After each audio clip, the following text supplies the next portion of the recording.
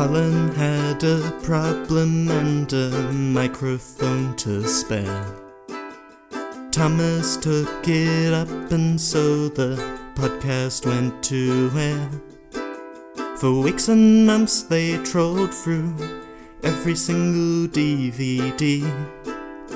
They've unwrapped all the ones they can and now they're cellulose free. Now they're cellulose free. Hello dear listener and welcome to Cellulose Free. My name is Colin and with me as always is my fellow film watcher, compadre and son Thomas. Hi, hello. What have you been up to? Well, I went in a westward direction. You said you were ready, okay? Yes, you said, so that question should not catch you unawares. You should just be able to get straight into it and give me an answer. I went west and then I came back. West, da, da, da, da, da. And that was basically my week. Wow. How far west did you go? A couple of kilometres. You went west to Eastlands. And then I came east from Eastlands and ended up here. Yes. His regular covert KFC popcorn chicken go bucket voyage. Not that regular. No. Depends on how often he does voice acting that pays. Yeah, well. Yeah, well. That and how often I'm willing to get out of the house. That's true. We are very much a bunch of hermits. So that's what you've been up to? Yeah. Good. Not a lot going on at the moment. Okay. I have, as you can see, looking at the grand theatre setup in the house, we now have a centre speaker that is actually not behind the television. So hopefully the muted centre audio dialogue is a little clearer. I'm sure the back of the TV was very much enjoying those vocals. They probably were. I did have it angled so that it would carefully bounce underneath the bottom of the television into the room.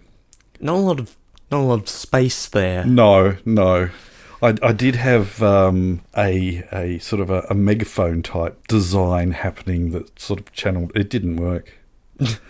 So the problem being here is that the centre speaker that I bought, it's a Jamo speaker, so it's quite a good speaker and designed as a centre speaker, but it was quite wide.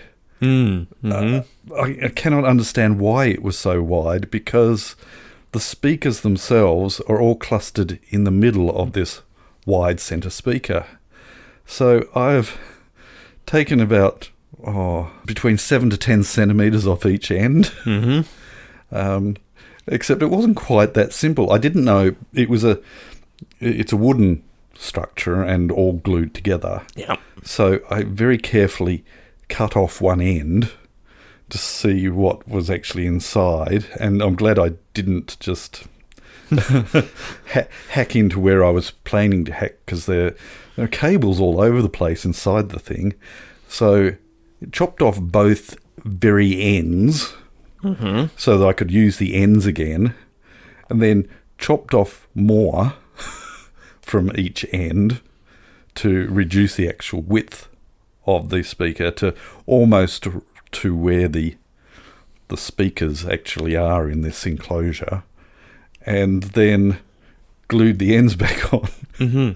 So it was quite chaotic. I had my fingers holding down bits of foam soundproofing and keeping cables out of the way as I jigsawed through and trying to make sure that I don't cut through cables and the fingers that are holding the cables down. And yeah, there is a side effect of this, which is that the drivers are uncovered right now.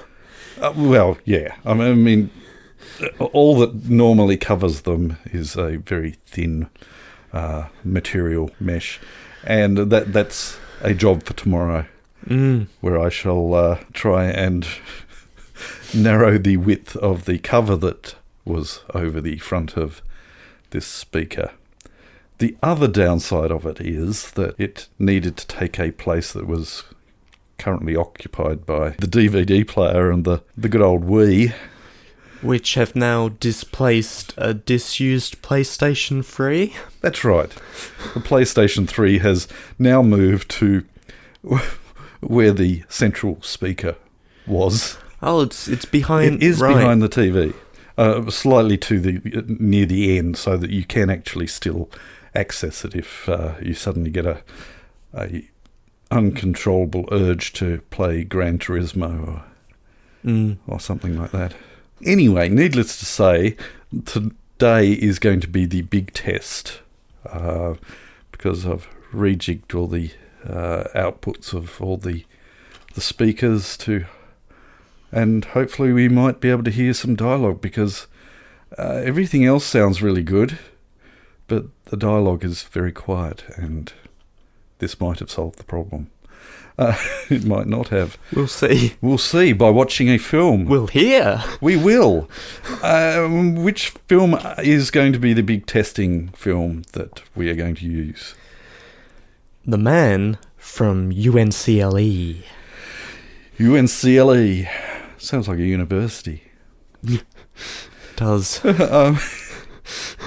Yes. So the movie, the 2015 movie, based on the 1960s TV show, of which there are about 105, I think, episodes, none of which I recall ever seeing. So none of which I can confirm I have ever seen. No. And it's probably less likely that you have than I have. I think I've seen maybe bits of, but it and Mission Impossible sort of blur in together. Right. As far as... Yeah, because that was a TV show that the movies Mission Impossible were based on. And that's spot on, by the way, 105. 105? Good. And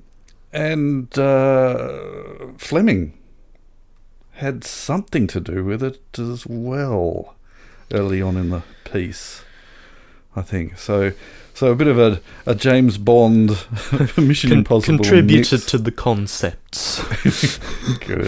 Good. So that is what we are watching today. Not James Bond, not Mission Impossible. We're watching the 2015 The Man from U.N.C.L.E. Mm-hmm. Thomas, would you please, for those who are unaware of the plot synopsis for this film, quit rattling the case, turn it over so that you can read the back. It's a very rattly case. It is, isn't it? It's one of those cheap ones that doesn't... Yeah. Yeah. Mm-hmm.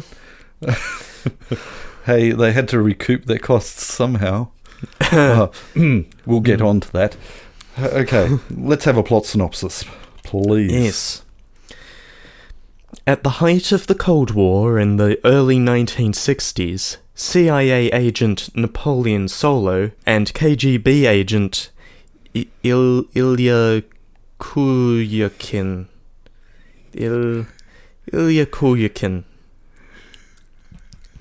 I don't speak Russian. Get Siri to read it.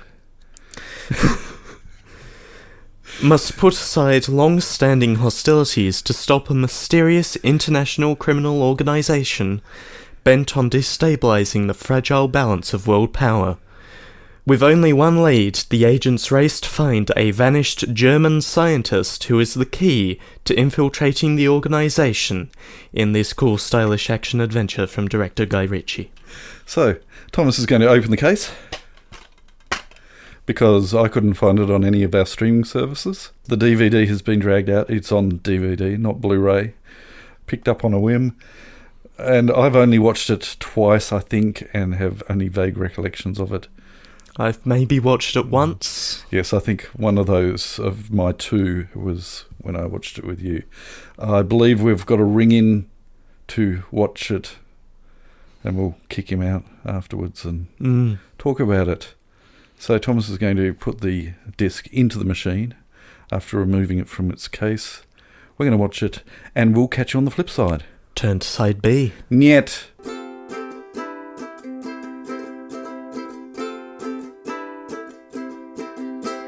So, what did you think? Yeah, look, the film works. Okay. I'm not feeling as happy as I thought I might have. Yeah. Going into it. Yeah. I did take a little toilet break just then, before we started recording, and it suddenly dawned on me how I felt. An analogy. As a kid, whenever I was in a car that pulled up at a set of lights behind another car, and we were both turning, I used to be fascinated by hearing our indicator going click, click, click, click, click, click, and watching the indicator of the car in front of us. And it would be out of sync, and then there would be that moment where they're perfectly in sync, and then they'd go out again. But sometimes you'd get behind vehicles where there was only a slight difference in rates, so it took a while for them to phase out and then phase back in again. And I dream of the perfect time where everything would be just completely in sync, and for the entire duration of staying behind that vehicle, the sound of our indicator would match up with the lights of the indicator in the car in front of us. And in that film, there were moments where absolutely everything was in sync, and everything just worked. And then it would phase out, and then slowly come back in again, and everything would be in sync again. And I found it really, really frustrating in that respect, because I really wanted to love it more. It looks great. Visually, it's shot really well. And there are times where the chemistry between the characters is really good. But there's other bits that just do not work. There are some plot pacing and plot points that are just messy and confusing. And those are the bits where everything was just completely out of sync for me. Yeah, I think my least favourite part of it might have been that very long montage leading up to the final confrontation, where they're assaulting the place, and we're not spending very long on any particular bits of the assault. No. The only thing that I don't know, as I said, I haven't got any recollections of watching the TV show, but possibly that may have been one of the things with the TV show, of having split screen. I don't know, but it was jarring. They did it a couple of times in the film where the screen would be divided and in numerous ways, and swipes across, and to have this montage, and then until everything meets up again. We end on a fake divided shot. Yeah, and that was cool and almost paid off, but it didn't. No, it wasn't worth that gimmick of, and I will forgive it if I find out that is what they did in the TV show. Otherwise, no, it was messy. At one point, these dividing lines are coming down at the end of a fake dividing shot, and one of them starts to come down, and then a character walks across it. And by the time they've finished walking across it, the line is gone. And I'm thinking, so why did you animate that line at all? The character could have just wiped it away. Yeah, yeah. I don't know. Again, I will forgive it if I find out that's what happens in the TV show. But otherwise, no, I didn't. Yeah. The other thing I didn't like that really grated with me is that I don't know how your eyes were, but for me, 90% of the subtitles I couldn't read easily because it was thick, chunky, serifed text that was burnt into the film, I believe. I don't think that was definitely burnt in. Yeah, because it was using the same fonts as the closing credits. It was really hard for me, at least, to read. It wasn't a quick read text, which you need for subtitles. There are certain fonts that are really easy to quickly scan across, but this thick type was just... No. Oh no, we must not sacrifice our stylistic integrity. Yeah, it was a wrong call. In my humble opinion, for those who are somewhat visually impaired, don't use a font like that. And occasionally they do something visually interesting with the subtitles, like put them big and off to one side instead of along the bottom, but not often enough for it to be meaningful. Yeah, and there was another bit where the camera was moving and the subtitle moved in sync with the movement of the camera. It has a good sense of humour. I love that. That is the other thing that I just really like, and its sense of humour is that interplay.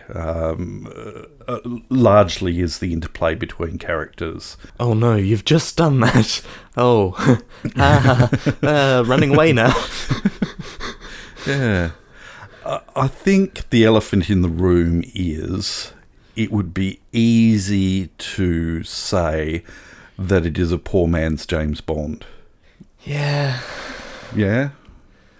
Maybe not a poor man's modern James Bond. No, but this is 2015 and it was set in the 60s. Mm-hmm. And certainly had a 60s James Bond feel to it, but a lot of times in a bad way. It was a wannabe. The action scenes weren't up to 2015 James Bond films. No. The scale was just too small. If you think of all of the set pieces and of action, we see TV shows these days that are doing better than that. Yeah. I'm really sounding like I really didn't like it, but there are some just wonderful bits in it. Yeah. But then it just goes out of sync and gets messy and the idea of having something happen and you miss things and then within minutes they replay bits of what you missed. Replaying things in the middle of those things happening. Yeah, it just... No, it didn't work again. So much didn't work, apart from the bits that, when it was all in sync, just worked wonderfully. Yeah.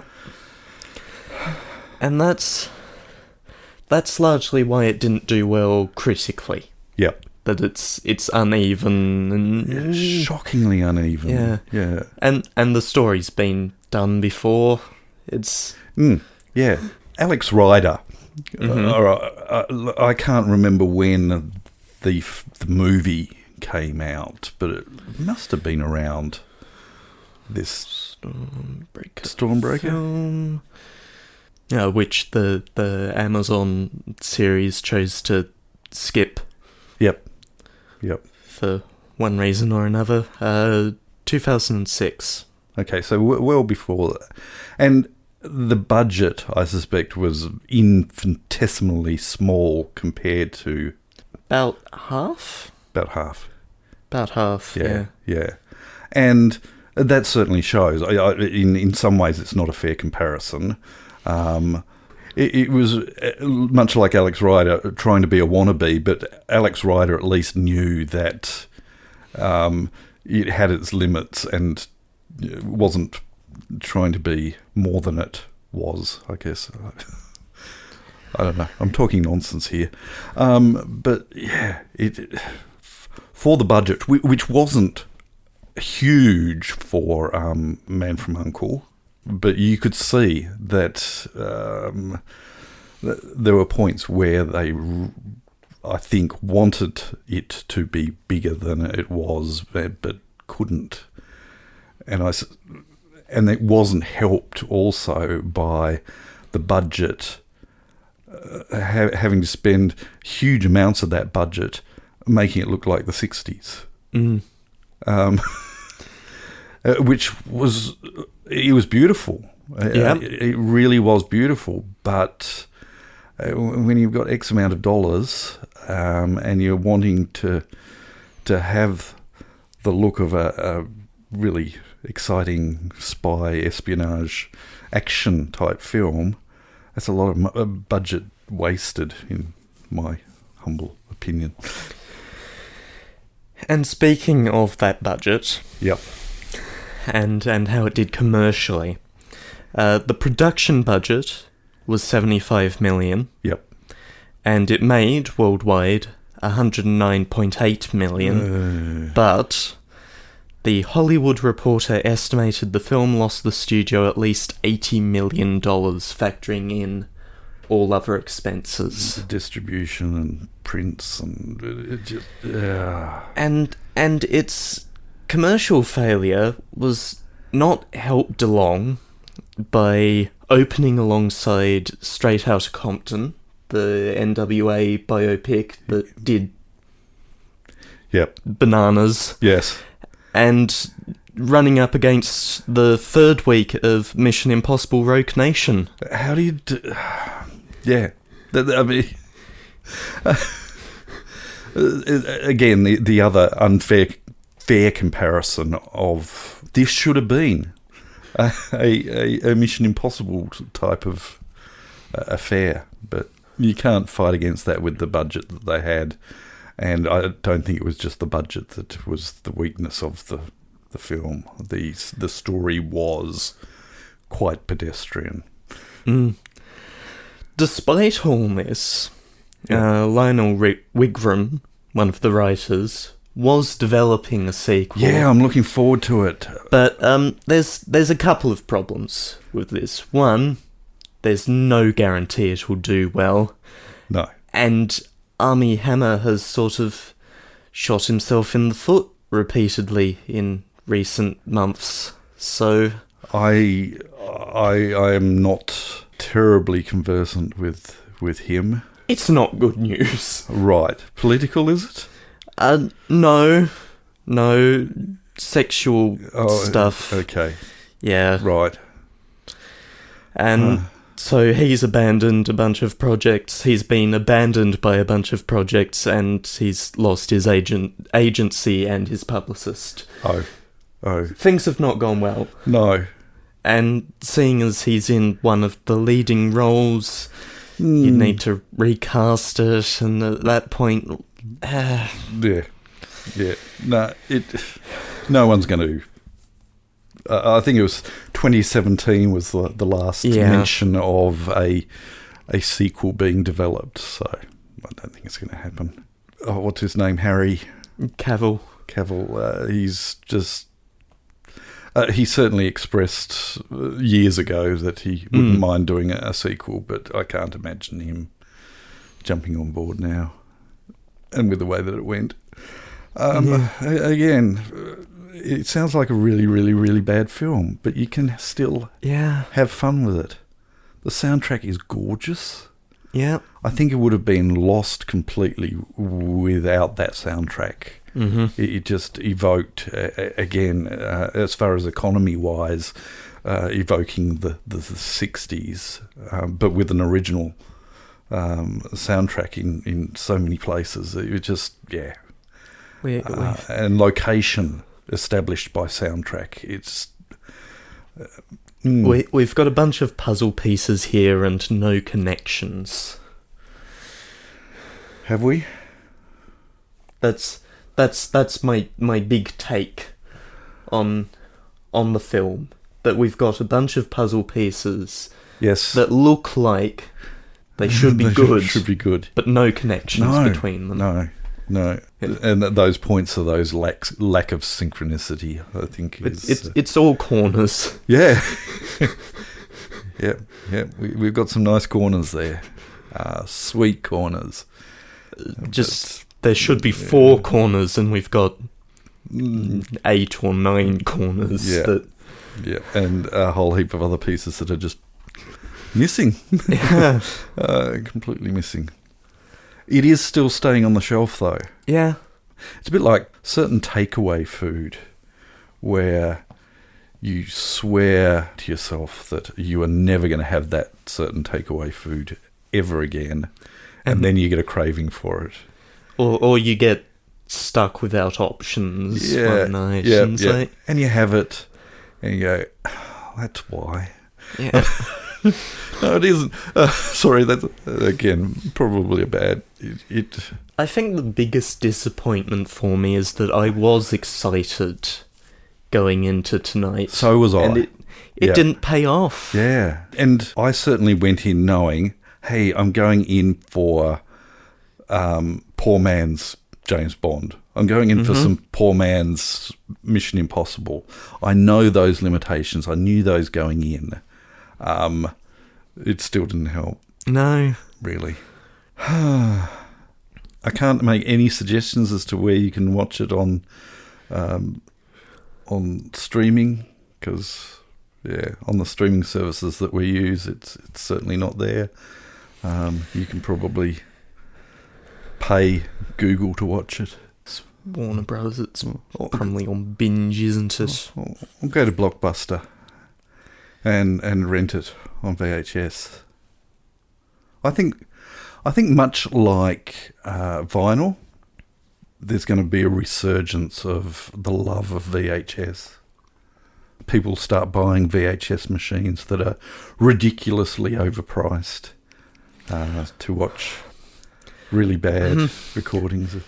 See, at least with vinyl records, the ideal, the platonic ideal of a vinyl record does generally match what you get out of a vinyl record. I don't know. I haven't interacted with vinyl records, but as I was going to say, far as have I'm you aware, ever heard a vinyl record before? As far as I'm aware, the platonic ideal matches up reasonably well with VHS. VHS is a style to be emulated. It's not something... Hey, you can emulate the sound of a record. You put a few clicks in. Yeah, you can emulate the style of a record. I've got a plug-in on my computer just for doing that, if that ever strikes my fancy. Yeah, but yeah, you can even set the year.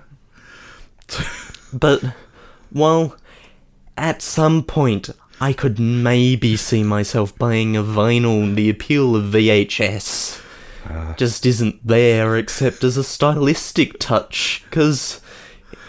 It's these people who buy, pay $60, $70 for a vinyl record, thinking, this is going to sound wonderful, and then stick it on their $40 Kmart record player and say, no, this is definitely sounding better than CD. Yeah. Yeah, you do need to have good equipment if you're wanting to get into vinyl. The needle at least has to be more expensive than the record that you're playing it on. Anyway, Sorry, Man from U.N.C.L.E is on Netflix here, actually. Is it? Yeah. Why it was on Netflix the whole time. Why it was didn't also it come up on Also on Binge, of course, being a Yep. Warner Brothers production, they've got to deal with Okay, Foxtel. so we didn't need to dust off the DVD at all. I don't think it would have solved the subtitle problem No. somehow. No. So we could have watched it on Netflix, Yes. which would have had arguably better audio, not necessarily better visuals. I don't know. The argument for Blu-ray versus DVD, with my eyes at least. Yeah. Yeah. I can see differences. Okay, the audio. How did the new setup? I could Right. hear the dialogue where the dialogue was meant to be audible. It was good, wasn't it? Yes. And in fact, the whole sound field in the room was good. It sounded good. Yes. Anyway, do you have anything else you wish to say about the man from Uncle? Yeah. Uncle. My opinion's sort of come down since we started this segment. You've convinced me it's not good, it's just okay. Well, I was sort of just okay, and now it's sort of fine. It is still the type of film where if you had insomnia and you came into the lounge room and you just were channel switching, if it ended up that this was showing, you'd possibly leave it on that. Yeah. I could watch this, I wouldn't choose it. Yeah. Now it's got me wondering whether I'd bother to leave it on the shelf. Yeah. Especially now that it's on Netflix. Yeah. I don't know that I'd deliberately watch it again now. Oh dear. Morgan liked it, Yeah, I think. maybe. I don't know, I can't remember. Oh, he asked. He couldn't understand why it didn't go so well at the box office. Yeah. So it may or may not stay on the shelf. I don't know. Anything else you wish to say? No. All right. No. We'll move on then. The following segment has no title. Please keep your arms and legs inside the vehicle at all times. So, a bunch of comments Huge amounts of comments. from 2 dear listeners. Thank you, dear listeners. I'm getting tingly now. Uh-oh. Yeah. I'm not sure how much of it is worth bringing up on the podcast. I don't know. Lee brought up a bunch of clone-related films.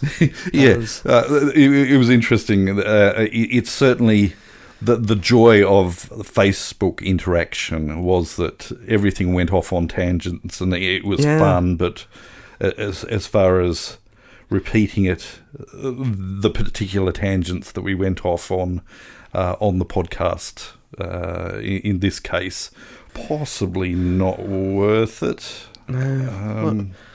What came up on Discord? That's... He pulls out a dossier that I'm completely unaware of. Because I know that U.N.C.L.E said something. I can't remember if it's like the things on Facebook were particularly worth mentioning. We do value everyone's input. Yeah. Don't get us wrong. There are going to certainly be interactions that I certainly got a great deal of joy out of the interactions that happened this week on Facebook. But on this occasion, as far as it translating into good podcast material, it probably I did have a bit of a chuckle at U.N.C.L.E saying, I'm here for the Ewan McGregor clone cinematic universe discussions. I don't know where to go with that. No, it's funny, but there's nowhere to go with it. Yep. And Lee certainly made some clone suggestions, and one of which is actually on my list of films that I'd like to revisit. Yeah. Actually, because you won't have read it, because it's entirely outside your sphere of viewing, I will read out this comment from N2O.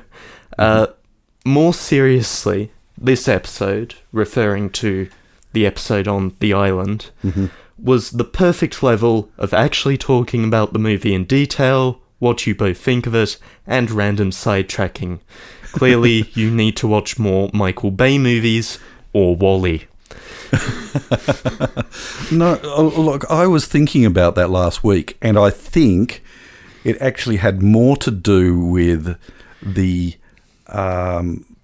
slight delay between us watching the film, going out and me taking photos of a lunar eclipse. The slight half-hour delay. That's right, and then coming in to record, which is why I spent half an hour on the toilet before we started recording after watching the film. It's a good thing I took notes last week, even if it did run the episode a bit long. I took a note this week. It says subtitles.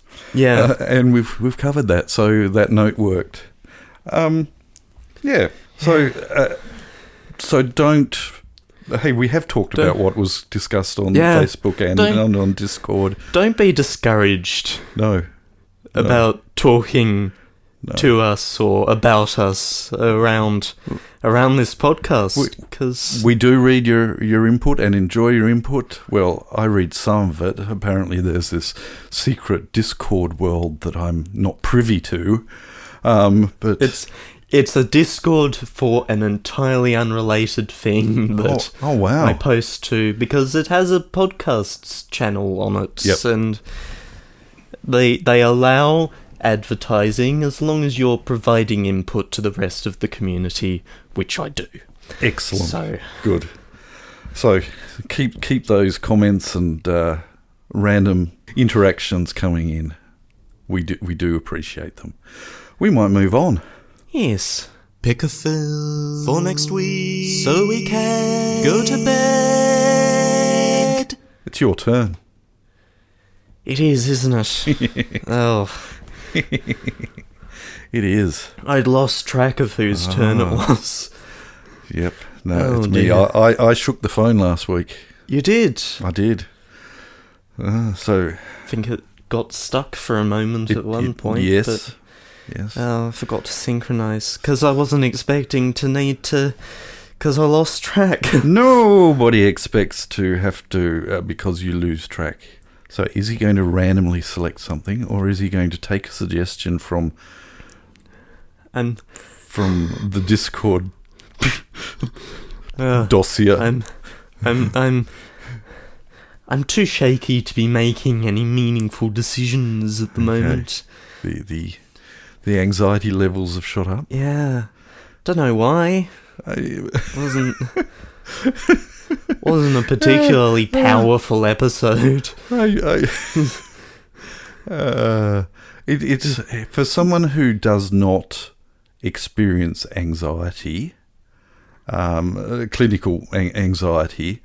It's really hard to explain that you can be in the middle of a most wonderful, terrific thought, and then have your body shut down and go, we're doomed. So, yes. Okay. I have synchronized. Like indicator lights. No, so the problem is that there's no real interaction between any particular set of indicators. You get fireflies, and those will synchronize nicely. Yeah. You get some metronomes. You stick them on the same shelf, and those will sort themselves out. You get marching soldiers on a bridge, and birds in the sky flying. Information or not information, just. But indicator lights around the place. Indicator lights, not so much. No. Anyway. Which is why it's a surreal feeling when they appear to suddenly... they're in sync. Yeah. Anyway, so you're going to randomly select something? I am, yes. By the looks of things? Okay. This is a Martin Scorsese film. Ah, I can probably guess what it is just from saying that, because I must confess we don't have a huge amount of Martin Scorsese films on the shelf. It's from 2011. That makes it even more. And would it star a person that our Friday night movies have featured quite heavily in the past couple of weeks? Yeah, surprisingly so, yes. Of which another one is supposedly being delivered tomorrow, that I watched on SBS the other night with ads and thought, no, I think that needs to be on the shelf. Right. Yes. It won 5 Oscars. It did. And I'm hesitant to be excited about watching it because there are certain aspects of it that I don't really like. And I don't know whether that's just me being precious about the source material. Visually, it's one of those films that was made for 3D. Yes. For better or for worse. Yep. And the title of the film is... Go on, Hugo. Yeah. Yeah. Hugo. No, Hugo. No, Hugo. Hugo. It's Hugo. The title of the film is Hugo. That's the joke. Kaboom tish. For those of you who are unaware of the movie Hugo, which won numerous Academy Awards, did it get Best Film? I don't think it did. I don't know. It's not listed here. It might be in the connected movie. It's not. It's not in the connected movie. It might be in the connected IMDb entry. Yeah. Okay. Well, whilst you read the plot synopsis... No, I've gone trapped down the rabbit hole that I just set up for myself. You're doomed. Yeah. Doomed. More? Under award... Can I open awards?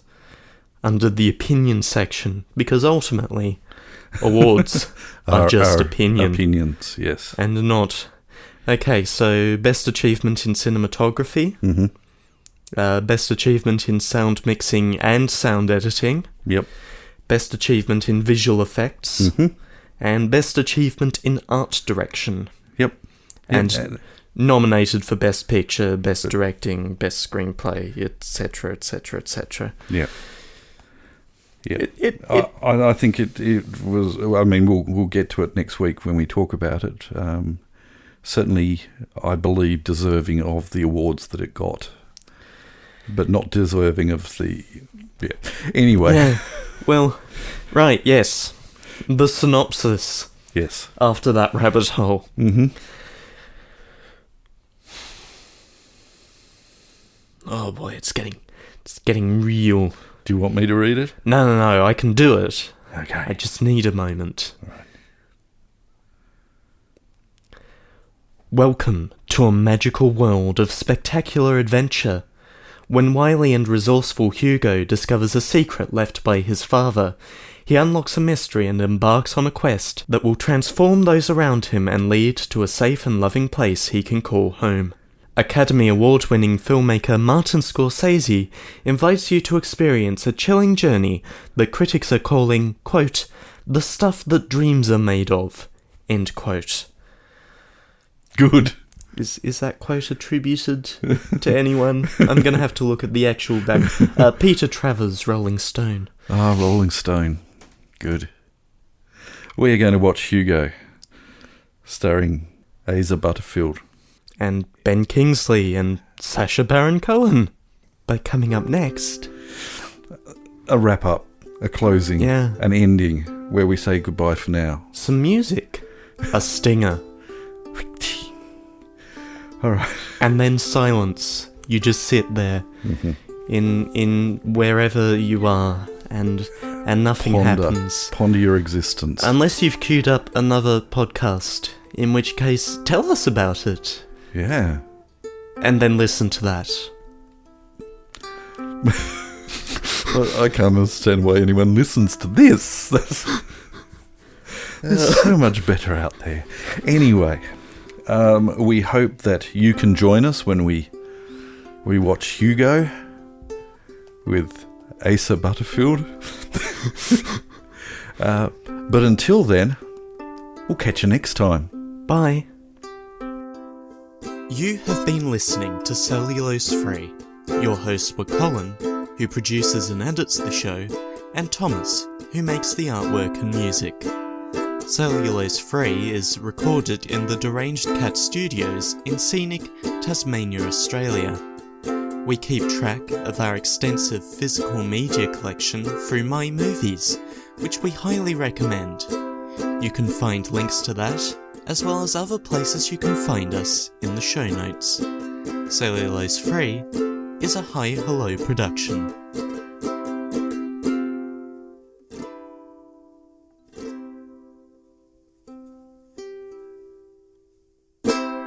We're going to watch Hugo, starring Ava Butterfield. Asa. Uza. And Ben Kingsley and Sacha Baron Cohen. Asa Butterfield.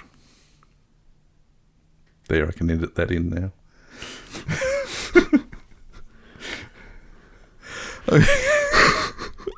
Can't have me making mistakes. Oh dear.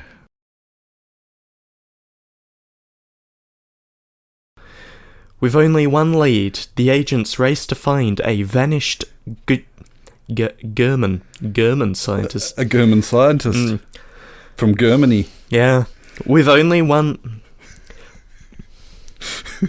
Don't know why I hopped into that so soon. That was too quick.